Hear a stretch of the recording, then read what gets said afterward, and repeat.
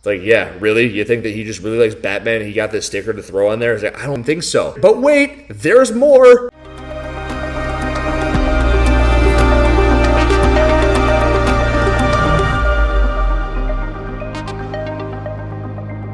Yo, the way that I was going about making the videos post CrossFit Games was kind of in an order of most important to least important. And when you saw that first video, which is about the alpaca and how they remove the rope climbs, I just thought that was the most important. Might have been negative to some of you guys. It was just important to me because it was totally impactful on a handful of athletes, some of which I mentioned in that video, but that was that video. The second video, it was Bosman versus Dave and how the programming kind of felt for me. And I think that that one was kind of a positive spin because it was the CrossFit Games, and I think Bosman did a great job. There was nothing negative from me on my end in that video, so suck it. This third video is going to be entirely about my experience. And leading up to the 2022 CrossFit Games, I kind of didn't really expect all that much, but people were throwing things into my ear, which was, are you ready for this? There's going to be so many people there who know who you are, and I really didn't really expect all that much. And was I wrong? I was so freaking wrong, and it was really different for me because every other year, I just wanted to go there, watch the event, go to Vendor Village like a normal freaking person, hang out, and then go home. And this year I went with the intention of trying to do something for you guys which might be a little bit different than you've ever seen. And I do think that that was accomplished through working with Matt Souza and the Savant podcast. We walked up to a couple of athletes and we talked to 20 or so of them in a span of 40 minutes at one point. And I know Souza had done a whole lot of stuff on the ground at Wodapalooza where he was walking around with the camera, getting a little bit of insight. And I tried to just help out however I could on that live stream by just trying to do exactly what I would have wanted as I was watching Souza do that at Wodapalooza, which I was competing in. I remember I was sitting in the hotel room and there was a rain delay and I was watching Souza wander around with the camera. I was like, what else would I want at this point in time? And you know what would be cool? Walk up to an athlete and ask them what they're feeling about at this point in the weekend. How do they feel about the rain? And like, what random shit would I talk to this athlete like a normal person? And I think that I tried to do that and it went pretty well. I also had the micro goal of walking up to a couple of people that I had made videos on, and I also hit those goals. With Dave Hippensteel, you may have seen that interaction, and with that one Mike Dudevoir person who I accused of using performance enhancers to get the physique in relation to a comp train post that Ben Bergeron had posted. I'm like, this isn't natural. He was the fuck you guy, so I made a post on Instagram like, hey, who is this guy? Circle, because he was walking around like, fuck off, fuck off, fuck off. And when I was live with Sevon again, it kind of came up, and I was like, oh, you're the guy? And I walked up to him and was like, hey, I'm Andrew Hiller, how are you? And he goes, do you know who I am? And usually I don't know who the fuck anybody is. I look at a physique and I'm like, that's not natural. Or I look at movement, because this also happened. Like, did you know you made a video on me? And I was like, what video? It's like, we were synchronizing chest to bars at this event. The event being the semifinal. I believe it was the MAC. They were right next to CrossFit Mayhem Independence. And I was like, you're the team? Balderson and Peterson are way out of whack in here. Sync there. And they may have gotten credit for a couple reps that were not synchro. Oh. And now again out of whack, and it's going to count. I'm surprised that those counted. Who wasn't syncing up their chest to bars perfectly, and they're like, yeah, it was us, and they didn't hate me for it, but they were just like up there, and they're like, cool, thanks for everything that you're doing, and I met them, and they were all super nice. When it came to this Mike guy, he was pretty nice. He was way nicer than Hippensteel was, and he wanted to try to let me know that it was an 11-year transformation, which I didn't even look into. It was a one-off. I looked at it, and I put it on my story, and he tried to let me know that it was not cool, and that it's impactful, and that it was personal, and I tried to let him know it's never personal. I barely even remembered who he is. I'm surprised I remember that his name was Mike. And all I did is I go, hey, I can make a retraction for you if you would have responded, which he didn't do, and he said he didn't do when I was talking to him right there. And in that retraction, all I would need is a handful of pictures leading up to the transformation, which would have shown that it would have been feasible that you look the way you do right now. And if at the very least, tell me to fuck off because you get tested at the CrossFit Games, and when you get tested at the CrossFit Games, all is good. Right? Can I kind of wink? Right?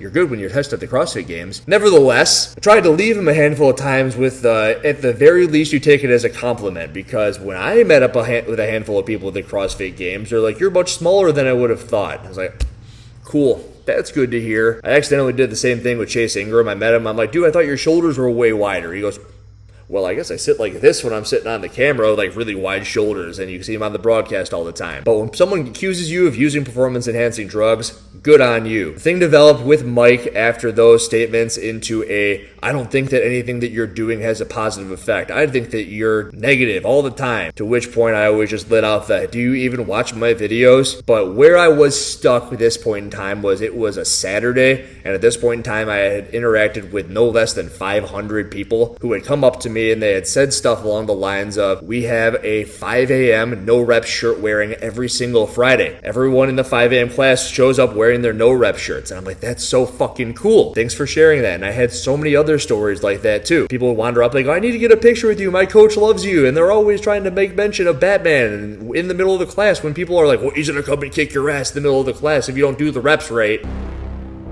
You're going to die tonight.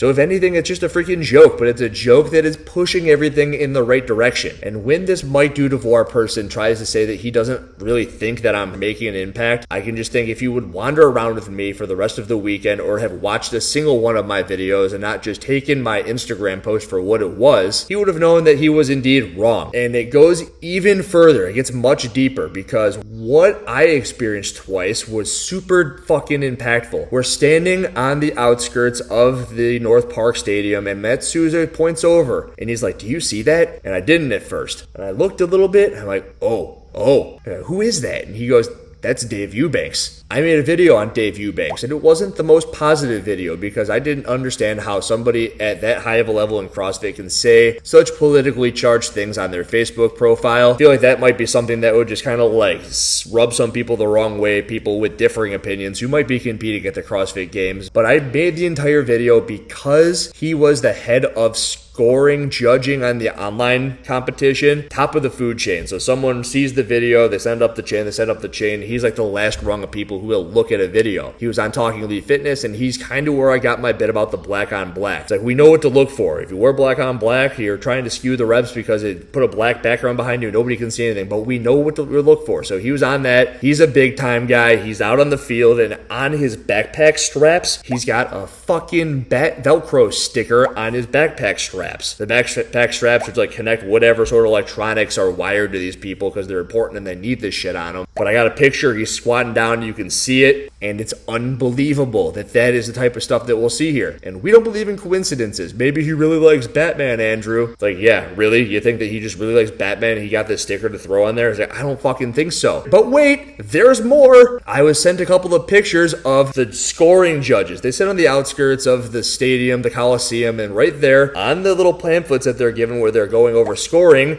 big old Batman logo. And then you're thinking, not only did you see it on Eubanks, who is the head of the online judging team, but you're seeing multiple of these little booklets with a Batman logo on it, and you can't argue with me. You can just try to say some shit, but I'm not going to hear it. All I see is that there's a freaking difference being made through the multiple interactions that I had with the probably upwards of 1,000 people who came up to me, and I couldn't believe that they wanted to take my picture. The fucking motherfucking CrossFit Games athletes walk up and they're like, dude, we love everything that you're doing. Thank you. Keep on going. Even if I made videos on them, like that team at the MAC, and they were like, let's take a picture. Not them in particular, but other CrossFit Games athletes before, after, during the event. And I was like, you're kidding. You're wearing a CrossFit Games jersey right now, and you want to take a picture with me? And I was like, no. I'm going to take a picture with you if that's cool. And then I was like, all right, here's my camera. I took a picture with them instead. And people were calling me a celebrity. I'm like, you shut the fuck up. That's not what I'm here for at all. I wanted to just do what I said earlier on in this video, and I swear to God, that's all I wanted to do. But I would be lying if I told you that when I had interactions with people like Hip and Steel and with people like this Mike Dudevoir, and then there was one more individual who came up and he goes, you would really make a bigger difference if you were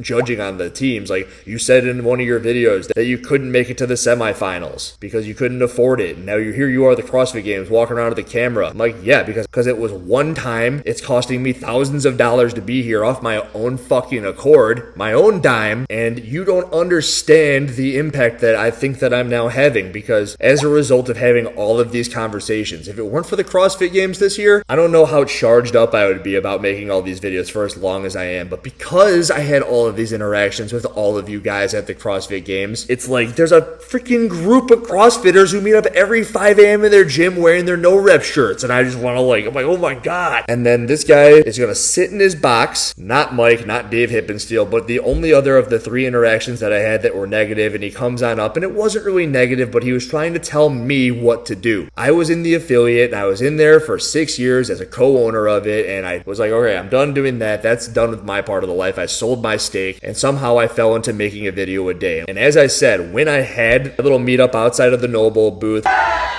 Everybody flex. Thank you guys. Here we live. with all of the no rep shirt people that I've been trying to put together for so long, I said that you could be the hero. Hero can be anyone. And they're going after it. It being what's going on right now in CrossFit, and that being the shitty reps and the bad programming sometimes, not necessarily quarterfinals, but definitely within the open. And we're all teaming up and we're making our voices heard. You make a statement, they can't do anything to you. Doesn't matter. It doesn't matter who they are, what they're doing. It is more powerful when we're all together. What are you doing? What's necessary, my friend? So the idea behind this shirt is that we're all together, and I don't want to necessarily pick on Eric Rosa or freaking Morning Chalk Up. You're garbage. You kills for money. It's just stuff that I don't think is important to our sport. The things that are important to our sport are the things like his music. Greg Glassman, what was his music? His music was the message. It was the methodology. It was the stuff that was so important. It was the constantly varied functional movements important at a high intensity. The idea was to be a symbol. Batman could be anybody. That was the point.